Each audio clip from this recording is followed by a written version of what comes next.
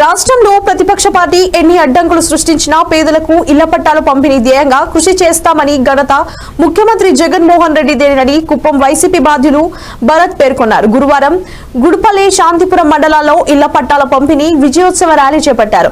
Gudipalle railway cross నుండి bus stand వరకు ఇళ్ల పట్టాల పంపిణీదారులతో భారీ ర్యాలీ నిర్వహించారు.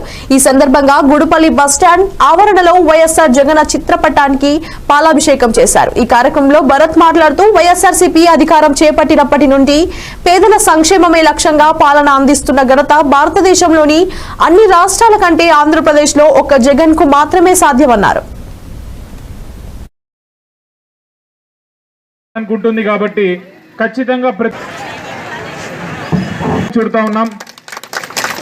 కుప్పం నియోజకవర్గంలో ఏ పేదవాడికి ఇల్లు లేకపోయినా కూడా ఆ పేదవాడికి ఖచ్చితంగా ఇల్లు ఇవ్వాలని సీఎం గారు సంకల్పించారు.